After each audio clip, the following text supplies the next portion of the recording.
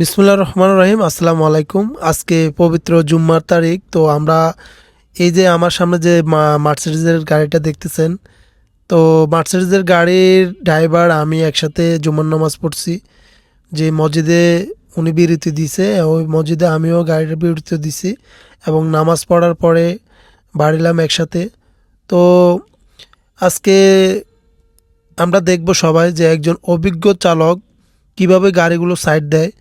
উনি কিন্তু একজন সিনিয়র পার্সন, অনেক অনেক সিনিয়র। আপনাদেরকে আজকের এই ভিডিওতে দেখাবো একজন সিনিয়র ড্রাইভার কিভাবে গাড়িগুলো সাইড দেয়। আপনারা দেখলে বুঝতে পারবেন। তো আপনাদের কাছে বিশেষভাবে অনুরোধ, কেউ ভিডিওটা স্কিপ করবেন না, আপনারা কন্টিনিউ ভিডিওটা দেখতে থাকেন। এই যে আমার সামনে দেখতেছেন একটা লোকাল গাড়ি, আরেকটা হলো ওই গাড়িটার নামটা আমি বললাম না, ওটা মার্সিডিজের কোন ব্যানারের গাড়ি আপনারা ভালোই জানেন। তো যাই হোক, আজকে আপনাদেরকে দেখাবো যে একজন সিনিয়র পার্সন কিভাবে গাড়ি সাইড দেয়। রাস্তায় কিছু কিছু দুর্ঘটনা ঘটে আমাদের কিছু ড্রাইভারদের ভুলের কারণে। অনেক সময় একটা গাড়ি যখন চালান তখন কিন্তু দূরত্ব বাজায় চালানো উচিত। এই যে দেখেন, আমি কিন্তু অনেক স্পিডে চালাচ্ছি, কিন্তু আমি কিন্তু অনেক দূরত্ব রাখছি। অনেক সময় কি হয়, সামনের গাড়িটা হঠাৎ করে যে কোনো টাইমে দাঁড়া যেতে পারে। তো আমরা কি করতে হবে, দূরত্ব বাজায় সবসময় গাড়ি চালাতে হবে। এবং দূরত্ব বাজায় চালালে আমি মনে করি কখনো দুর্ঘটনা ঘটবে না। তবে হ্যাঁ, দুর্ঘটনা ঘটবে, আমি মনে করি সতর্কর মাইন নাই, সতর্কভাবে সবাই চালানো উচিত। তো আমরা অনেক সময় কি করি, বাম্পারে গাড়ি চালাই। বাম্পারে গাড়ি চালানোটা এটা রিস্কের ব্যাপার, কারণ হঠাৎ করে যদি আপনার আগের গাড়িটা ব্রেক করে, তাহলে আপনি ব্রেক করবেন ঠিক আছে, কিন্তু কন্ট্রোল যদি না হয় তখন তো তার পিছলে মারি দিতে হবে। তাই আমরা কি করব, সবাই দূরত্ব বাজায় গাড়ি চালাবো।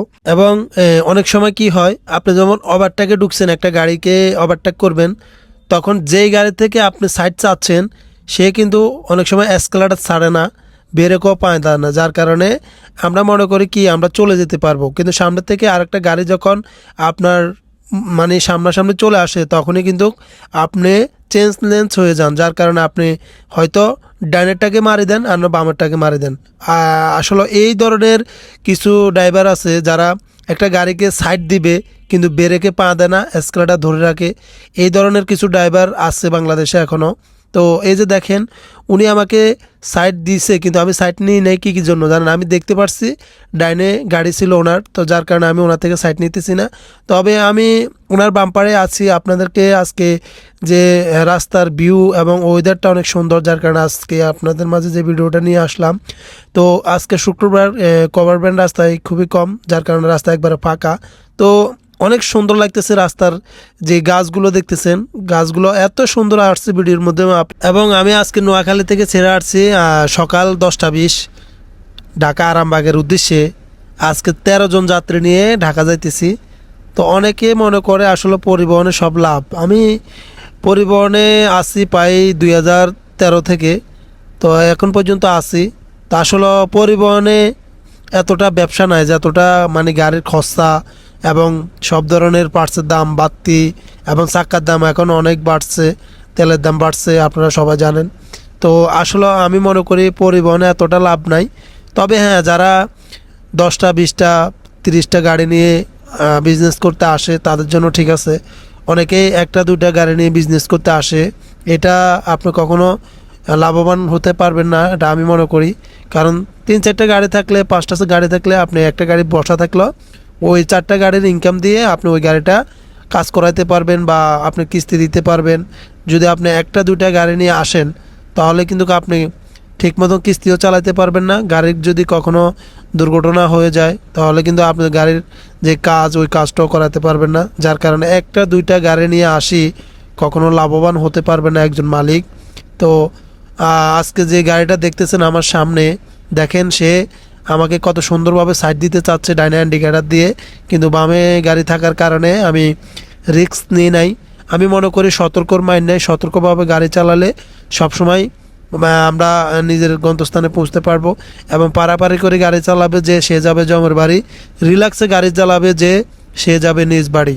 তো আমার সামনে যে গাড়িটা দেখতেছেন, আমি অনেকক্ষণ কিন্তু তার বাম্পারে ছিলাম, আমি তার থেকে সাইড নিয়ে নাই। আমি দেখতে পারতেছি উনি আমাকে সাইড দিয়ে দিচ্ছে, তবু আমি সাইড নিতেছি না, কারণ উনি সিনিয়র একজন পার্সন। আমি সিনিয়রদেরকে সম্মান করি এবং শ্রদ্ধা করি এবং ভালোবাসি, তাই ওনার থেকে আমি সাইড নিতেছি না। আপনাদেরকে রাস্তার যে সৌন্দর্যটা তুলে ধরলাম আজকের এই ভিডিওতে। এবং আপনারা যারা আমার ইউটিউব চ্যানেলটা সাবস্ক্রাইব করেন নাই, সবাই ইউটিউব চ্যানেলটা সাবস্ক্রাইব করবেন। এবং এই ধরনের ভিডিওগুলো পেতে হলে সবাই ভিডিওটা কেমন হয়েছে কমেন্টে জানাই, চ্যানেলটা সাবস্ক্রাইব করে পাশে থাকবেন। অবশেষে উনি আমাকে ইন্ডিকেটার দিয়ে সাইড দিয়ে দিছে, বা আমি পুরো পাকা ছিল, যার কারণে আমি ওনার থেকে সাইড নিয়ে চলে আসলাম। তো সবাই ভালো থাকবেন, সুস্থ থাকবেন। আজকের ভিডিওটা এই পর্যায়ে ছিল। আল্লাহ হাফেজ, আসসালামু আলাইকুম।